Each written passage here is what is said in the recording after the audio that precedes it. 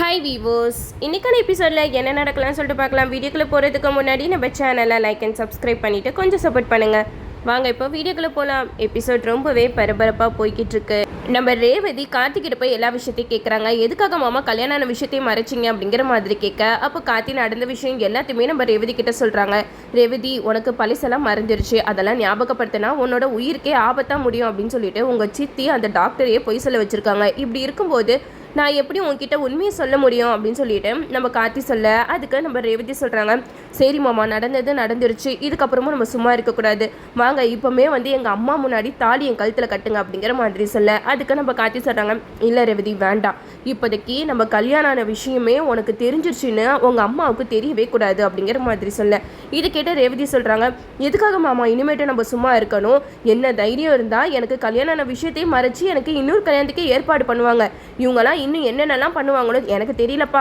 நீங்கள் வாங்க மாமா நம்ம ஃபஸ்ட்டு போயிட்டு எல்லாருக்கிட்டையும் சொல்லிடுவோம் அப்படிங்கிற மாதிரி சொல்ல, இதை கேட்ட கார்த்தி சொல்கிறாங்க, வேணா ரேவதி, என்னை பொறுத்த வரைக்கும் இந்த குடும்பம் ஒன்று சேரணும், அது மட்டும்தான் என் மனசில் இருக்குது, இப்போதைக்கு நம்ம உண்மை போய் சொன்னோன்னு வச்சுக்கோயேன், உங்கள் அம்மாவுக்கு கோவம் இன்னும் என் மேலே அதிகமாகும்,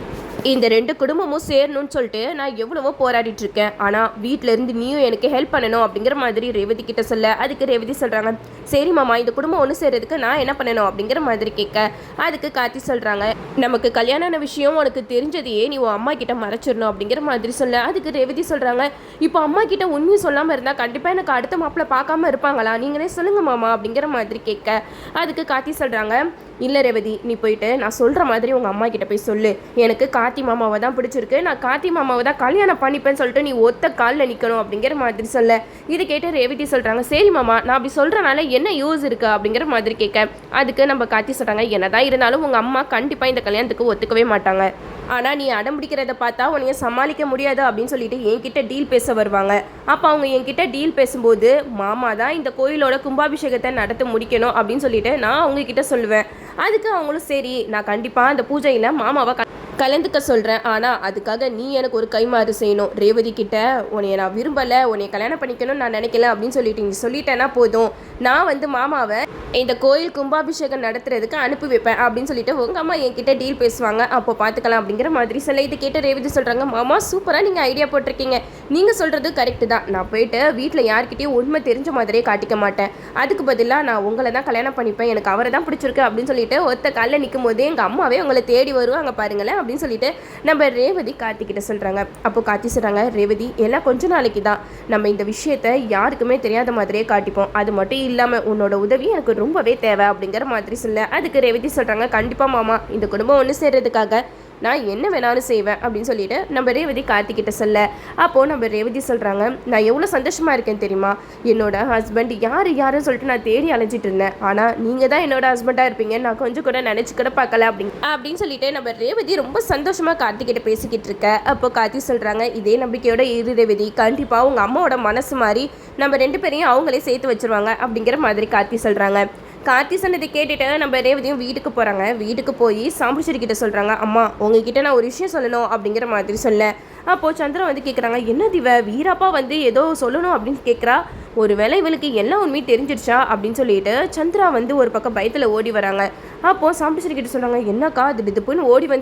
என்னமோ சொல்லணும்னு சொல்கிறான், ஒரு வேளை இவளுக்கிட்ட உண்மையை காட்டி சொல்லியிருப்பானோ அப்படிங்கிற மாதிரி கேட்க, அதுக்கு சாம்புச்சேரி சொல்கிறாங்க, இல்லை சந்திரா, அதுக்கெல்லாம் வாய்ப்பே இல்லை, என்ன சொல்கிறான்னு பார்ப்போம் அப்படின்னு சொல்லிட்டு ரேவதி கிட்ட கேட்குறாங்க, என்ன ரேவதி சீக்கிரம் சொல்லு அப்படிங்கிற மாதிரி கேட்க, அதுக்கு ரேவதி சொல்கிறாங்க, அம்மா நான் கார்த்தி மாமாவை கல்யாணம் பண்ணிக்கலான்னு இருக்கேன் அப்படிங்கிற மாதிரி சொல்லும்போது சாம்புச்சேரிக்கு தூக்கி வாரி போட்டுருச்சு. அப்போ சாம்புச்சேரி சொல்கிறாங்க, என்ன ரேவதி லூசு மாதிரி பேசிக்கிட்டு இருக்க, அவனை போய் நீ கல்யாணம் பண்ணிக்கணும்னு நினைக்கிறேன், உனக்கு தான் தெரியல அவங்க குடும்பத்துக்கும் நம்ம குடும்பத்துக்கும் சுத்தமாக ஆகவே ஆகாது, அப்படி இருக்கும்போது நான் எப்படி அவனுக்கு உன்னைய கல்யாணம் பண்ணி வைப்பேன், அது மட்டும் இல்லாமல் நீ வேற யாரையாவது கல்யாணம் பண்ணி வைங்கன்னு சொன்னால் கூட நான் கண்ணை மூடிட்டு கல்யாணம் பண்ணி வைப்பேனே தவிர கார்த்திக்கு மட்டும் உன்னை நான் கல்யாணம் பண்ணி வைக்கவே மாட்டேன் அப்படிங்கிற மாதிரி சொல்ல, அதுக்கு நம்ம ரேவதி சொல்கிறாங்க, உங்கள் முடிவை நீங்கள் சொல்லிட்டீங்கல்ல, நான் என்னோட முடிவை நான் சொல்கிறேன், நான் கல்யாணம் பண்ணால் கார்த்தி மாமாவை தான் கல்யாணம் பண்ணுவேன், கார்த்தி மாமாவே எனக்கு ரொம்ப பிடிச்சிருக்கு அப்படின்னு சொல்லிட்டு சொல்ல, இது கேட்ட சாம்புச்சேரிக்கு என்ன பண்ணுறதுனே தெரியல. நம்ம ரேவதி சொல்கிறாங்க, நான் கல்யாணம்னு ஒன்று பண்ணினா கார்த்தி மாமாவை மட்டும்தான் நான் கல்யாணம் பண்ணுவேன் அப்படின்னு சொல்லிட்டு போயிடுறாங்க. இதை கேட்டதுமே நம்ம சாம்புச்சேரி சந்திராக்கு என்ன பண்ணுறதுனே தெரியல. அப்போ சந்திரா சாம்புச்சேரி கிட்ட சொல்கிறாங்க, அக்கா இது எல்லாத்துக்குமே ஒரே வழி தான் இருக்கா அப்படிங்கிற மாதிரி சொல்ல இதை கேட்ட சாம்பிச்சரி சொல்கிறாங்க, இப்போ என்ன சந்திரா பண்ணுறது, ரேவதிக்கு பழசெல்லாம் மறந்துருச்சு, எப்படியாவது நம்ம வேற கல்யாணத்தை பண்ணி வைக்கலான்னு போனால் இப்போ இவ வேற அந்த கார்த்தியை தான் கல்யாணம் பண்ணிப்பேன்னு ஒத்த காலில் நிற்கிறாளே அப்படிங்கிற மாதிரி சொல்ல அதுக்கு சந்திரா சொல்கிறாங்க, விடுக்கா அவள் எப்போ பாரு இப்படி தான் பேசிகிட்டு இருப்பா, என்ன நடக்குது நம்ம பார்ப்போம் அப்படிங்கிற மாதிரி சொல்ல அதுக்கு சாம்பிச்சரி சொல்கிறாங்க, இல்லை சந்திரா இதுக்கு ஒரு முடிவு கட்டணும், நான் பேசாமல் கார்த்திகிட்ட போய் சொல்கிற விதத்தில் சொல்லி ரேவதியை விட்டு கார்த்தி நிரந்தரமாக போகிற மாதிரி நான் பண்ண போகிறேன் அப்படிங்கிற மாதிரி சொல்ல இதை கேட்டு சந்திரா சொல்கிறாங்க, அப்படி என்ன நீ அவன்கிட்ட போய் பேச போகிற அப்படிங்கிற மாதிரி சொல்லும்போது சாம்பிச்சரி அப்படி சொல்கிறாங்க, இல்லை சந்திரா அவனுக்கு இந்த கோயில் கும்பாபிஷேகம் நடக்கணும் தானே ரொம்ப ஆர்வமாக இருக்கான், நான் பேசாமல் மாமா வந்து இந்த கோயில் கும்பாபிஷேகத்துக்கு வருவாங்க, ஆனால் நீ அதுக்கு பதிலாக ஒரு விஷயம் எனக்கு பண்ணணும் அப்படின்னு சொல்லிட்டு ரேவதியை விட்டு நீ பிரிஞ்சு போயிடு, அவளே உன்னைய கல்யாணம் பண்ணிக்கணும்னு வந்தால் கூட அதெல்லாம் நான் உன்னை பண்ணிக்க மாட்டேன் அப்படின்னு சொல்லிட்டு நீ அவளை விட்டு விலகி போயிடணும் அப்படின்னு கார்த்திகிட்ட சொன்ன எப்படி அப்படிங்கிற மாதிரி சொல்ல இதை கேட்ட சந்திரா வந்து மனசில் நினைக்கிறாங்க, இந்த கோயில் கும்பாபிஷேகமே நடக்கக்கூடாது நான் நினச்சிக்கிட்டு இருக்கேன், இவன் என்னன்னா இப்படி பேசிகிட்டு இருக்கா அப்படிங்கிற மாதிரி நம்ம சந்திரா வந்து திரு முழிச்சுக்கிட்டு இருக்காங்க. அப்போதான் சாம்பிச்சரி கேட்குறாங்க, என்ன சந்திரா நான் இவ்வளோ தூரம் பேசிக்கிட்டு இருக்கேன், நீ என்னன்னா அமைதியாக இருக்கா அப்படிங்கிற மாதிரி சொல்ல அதுக்கு சந்திரா சொல்கிறாங்க, இல்லைக்கா இந்த கோயில் கும்பாபிஷேகம் நடக்கக்கூடாதுன்னு தான் நம்ம நினச்சிக்கிட்டு இருக்கோம், அந்த கிளவி மூஞ்சில் போய் நம்ம முழிக்கிறது அப்படிங்கிற மாதிரி கேட்க அதுக்கு சாம்பிச்சரி சொல்கிறாங்க, எனக்கு வேறு வழி தெரியல சந்திரா, அந்த ரேவதி வேற கார்த்தியை தான் கல்யாணம் பண்ணிப்பேன் அப்படின்னு சொல்லிட்டு ஒத்த காலில் நிற்கிறா, நான் போயிட்டு கார்த்திகிட்ட போய் பேசிட்டு வரேன் அப்படின்னு சொல்லிட்டு நம்ம சாம்பிச்சரி கார்த்தியை தேடி போகிறாங்க. அப்போது கார்த்தி வந்து சாம்பிச்சரியை பற்றி கேட்குறாங்க, என்ன அத்தை திடுப்புன்னு வந்து என்னைய பார்க்கணும்னு சொல்லிட்டு வராங்க, ஆச்சரியமாக இருக்குது அப்படிங்கிற மாதிரி கேட்க அதுக்கு சாம்பிச்சரி சொல்கிறாங்க,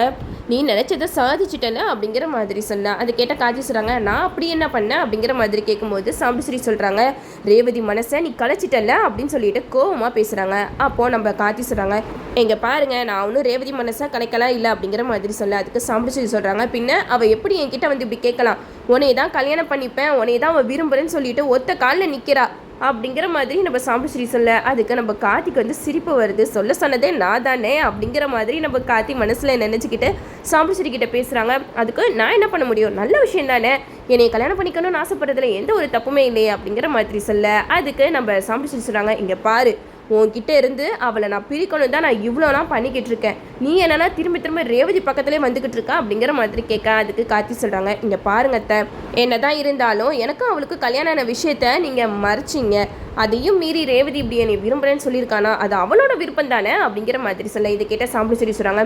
சரி இப்போ நான் உன்கிட்ட ஒரு விஷயம் சொல்கிறேன், உன் மாமா கோயில் கும்பாபிஷேகத்துக்கு வரணும்னு நீ ஆசைப்படுறல அப்படிங்கிற மாதிரி கேட்க அதுக்கு காட்சி சொல்கிறாங்க, ஆமாம் மாமா கண்டிப்பாக வந்தால் தானே இந்த கோயில் கும்பாபிஷேகமே நடக்கும் அப்படிங்கிற மாதிரி சொல்ல அதுக்கு சாம்பிச்சரி சொல்கிறாங்க, நான் சொல்கிற மாதிரி நீ பண்ணனா கண்டிப்பாக மாமா கோயில் கும்பாபிஷேகத்துக்கு வருவாங்க அப்படிங்கிற மாதிரி சொல்லும்போது நம்ம கார்த்தி மனசில் நினைக்கிறாங்க, அப்படி வாங்க வலிக்கு அதுக்கு தானே நான் விதையை போட்டு விட்டேன் அப்படிங்கிற மாதிரி நம்ம கார்த்தி மனசில் நினச்சிக்கிட்டு இருக்கேன். அப்போ சாம்பிச்சரி சொல்கிறாங்க, இங்கே பாரு உன் மாமாவை நான் கோயில் கும்பாபிஷேகத்துக்கு வர வைக்கிறேன், ஆனால் நீ ரேவதியை விட்டு நிரந்தரமாக பிரிஞ்சிடணும், ரேவதியே வந்து உன்னைய கல்யாணம் பண்ணிக்கிறேன்னு சொன்னால் கூட நீ அவகிட்ட ஒரே ஒரு வார்த்தை தான் சொல்லணும், எனக்கு உன்னை கல்யாணம் பண்ணிக்கிற எண்ணமே இல்லை அப்படிங்கிற மாதிரி சொல்லி அவளை உன் வாழ்க்கையிலிருந்தே அனுப்பி விட்டுறணும் அப்படிங்கிற மாதிரி சொல்ல இதை கேட்டுட்டு நம்ம கார்த்தி வந்து சாம்பிச்சரி கிட்ட கேட்குறாங்க, ரேவதியை வச்சு என்கிட்ட டீல் பேசலான்னு வந்திருக்கீங்களா அப்படிங்கிற மாதிரி கேட்க அதுக்கு சாம்பிச்சரி சொல்கிறாங்க, ரேவதி உன் கூட சேர்ந்து வாழக்கூடாது, எனக்கு அதுதான் வேணும், ரேவதிக்கு நான் நினச்ச மாதிரி மாப்பிள்ளையை பார்த்து கட்டி வைக்க போகிறேன் அப்படிங்கிற மாதிரி சாம்பிச்சரி சொல்ல இது கேட்ட கார்த்தி சொல்கிறாங்க, இங்கே பாருங்கத்த நீங்கள் வந்து எங்கள் 2 பேரையும் பிரிக்கணும்னு சொல்லிட்டு என்னென்னமோ பண்ணிக்கிட்டு இருக்கீங்க, ஆனால் ரேவதியே ஒரு நாள் இல்லை ஒரு நாள் எல்லா விஷயத்தையுமே தெரிஞ்சு என்கிட்ட வந்து நிற்க தான் போகிறா அப்படின்னு சொல்லிட்டு நம்ம கார்த்தி சொல்ல அதுக்கு சாம்பிச்சரி சொல்கிறாங்க, அதெல்லாம் ஒருபோதும் நடக்காது, நான் சொல்கிற மாதிரி நீ நடந்துக்கிட்டனா கண்டிப்பாக இந்த கோயில் கும்பாபிஷேகம் நடக்கும் அப்படிங்கிற மாதிரி சவால் விட்டுட்டு போயிடுறாங்க. இது எல்லாமே பிளான் போட்டது நம்ம கார்த்தி தான், இது தெரியாமல் நம்ம சாம்பிச்சரி வந்து இப்படியெல்லாம் பேசிட்டு போகிறாங்க, என்னதான் இருந்தாலும் ஒரே கல்ல 2 மாங்காய் அப்படிங்கிற மாதிரி நம்ம கார்த்தி ஒரே நேரத்தில் கோயில் கும்பாபிஷேகத்தையும் முடிக்க போகிறாங்க, ரேவதி கழுத்தில் தாலியும் கட்ட போகிறாங்க, நம்மளும் வெயிட் பண்ணி பார்ப்போம். ஓகே விவோஸ், என்னோட ரிவ்யூ உங்களுக்கு பிடிச்சிருந்தா லைக் பண்ணுங்கள், மறக்காம நம்ம சேனலை சப்ஸ்கிரைப் பண்ணிடுங்க.